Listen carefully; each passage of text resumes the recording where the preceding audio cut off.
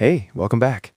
If you're listening to this while staring at a sonogram report and feeling that pit in your stomach, take a deep breath. I've been there. Quick heads up before we dive in. Today, I'm not talking about medications. I'm talking about something way more personal. My wife is 16 weeks pregnant right now, and a few weeks ago, we went to her OB for a routine checkup. Everything seemed normal.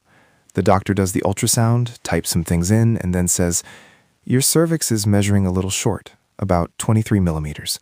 Just try to avoid heavy lifting and take it easy." And then, that was it.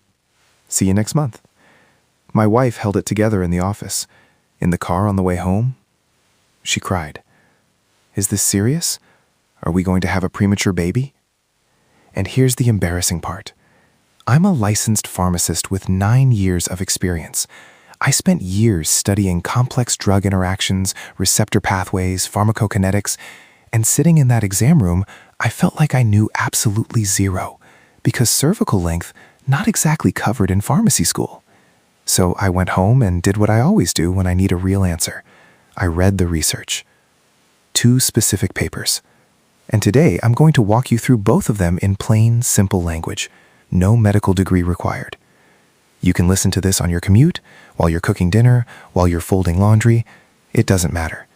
By the end of this, you'll understand what a short cervix actually means, how dangerous it really is and isn't, and what can actually be done about it.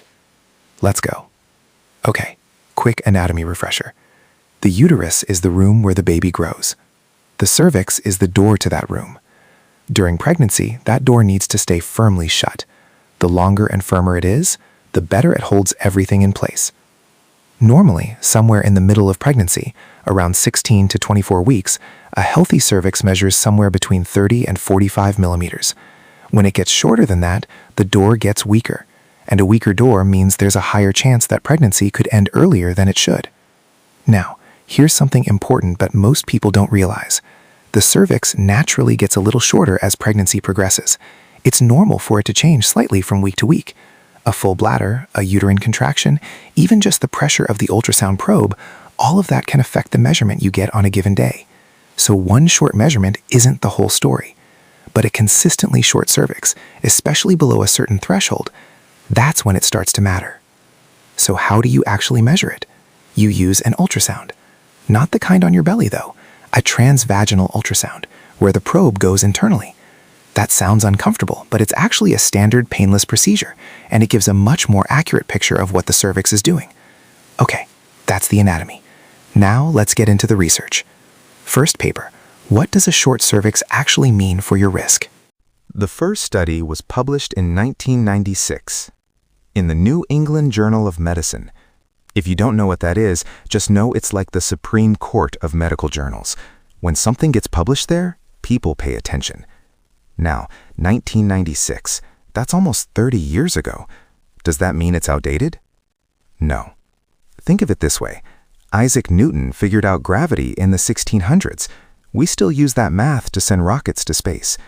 This study is the gravity of cervical length research. It's the foundation everything else is built on. Here's what they did. Researchers across 10 university clinics recruited nearly 3,000 pregnant women. At around 24 weeks of pregnancy, they measured each woman's cervix with a transvaginal ultrasound. Then, they waited and watched. Who went into labor before 35 weeks? The average cervical length at 24 weeks was about 35 millimeters. And here's where the data gets interesting. As cervical length got shorter, the risk of preterm birth went up, consistently, in a straight line. When the cervix measured 26 millimeters or less, roughly the bottom 10% of the group, the risk of delivering before 35 weeks was 6 times higher than women with a longer cervix. At 22 millimeters, the bottom 5%, risk jumped to nearly 10 times higher. At 13 millimeters, the absolute bottom, the first percentile, 14 times higher. Those numbers sound terrifying, and I get it. If you're listening to this and your doctor just told you your cervix is short, and now I'm throwing around 6 times the risk, your fart probably just sank. So let me give you the other half of that story, because this is the part that actually matters. The baseline rate of preterm birth before 35 weeks in this study was about 4 to 5%. That's the starting point for everyone. 6 times that gets you to roughly 25%, which still means even with a cervix in the bottom 10%, 3 out of 4 women with a short cervix still delivered at a normal gestational age. 3 out of 4. The risk is real, the risk is higher, but it is not a sentence. What a short cervix means is pay closer attention, monitor more frequently, and crucially, start thinking about what you can actually do about it. So, that's paper 1. Short cervix equals higher risk, but not a done deal. Now, paper 2. Is there anything that actually works?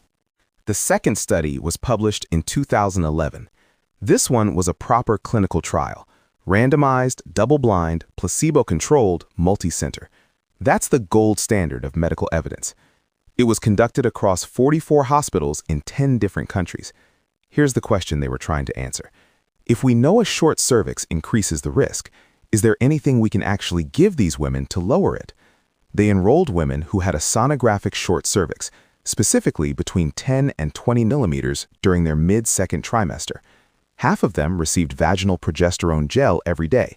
The other half received a placebo, a gel that looked identical but had no active ingredient. Neither the patients nor the doctors knew who got which. Now, what is progesterone? It's a hormone your body naturally produces during pregnancy. Its job is to keep the uterus calm and the cervix closed.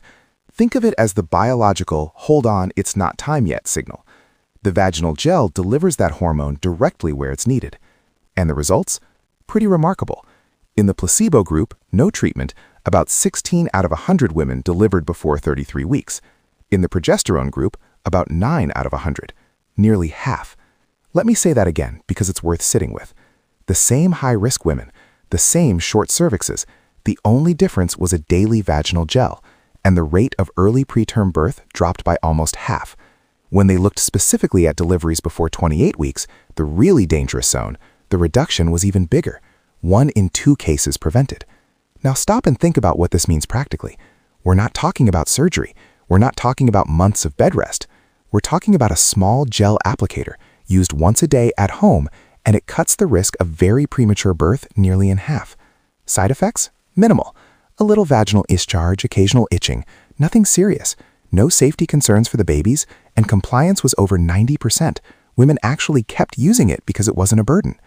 This is why today, when an OB sees a short cervix in the mid-trimester, vaginal progesterone is often the first thing they reach for. This trial is the reason that recommendation exists. Okay, so let's bring it back to real life for a second. My wife's cervix measured 23 millimeters at 16 weeks. The doctor said take it easy and come back next month. No progesterone prescription, no mention of more frequent monitoring, just next month. After reading both of these studies, I had questions. And I want to be clear, I'm not saying the doctor was wrong. I'm saying I didn't have enough information in that room to ask the right questions. Here's what I've since figured out.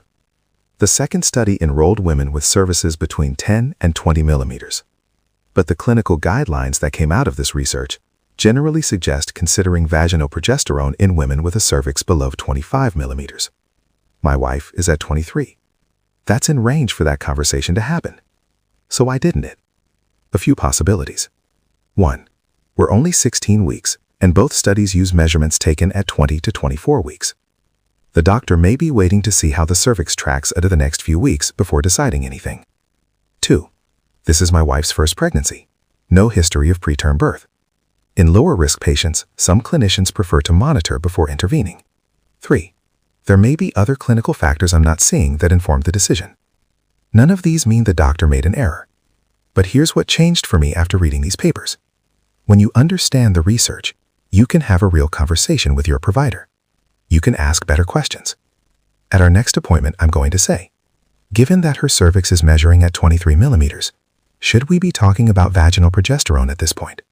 And would it make sense to monitor more frequently than every 4 weeks? That's it. 2 questions. Asking your doctor a question isn't challenging them. It's helping them help you. All right, let me bring it all home. Paper 1. A shorter cervix means a higher risk of preterm birth. But higher risk is not the same as certain outcome. 3 out of 4 women with a short cervix deliver at a normal gestational age. Risk went up. The story isn't over. Paper 2. Vaginal progesterone, a simple daily gel. cuts the rate of very early preterm birth nearly in half in women with a sonographically short cervix. There is a real, proven, low-risk tool available.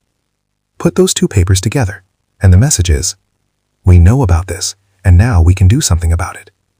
I know that getting this news at a routine appointment feels scary. It felt that way for us. But here's how I reframed it for my wife, and how I'd offer it to you. Finding out at 16 weeks is not bad news.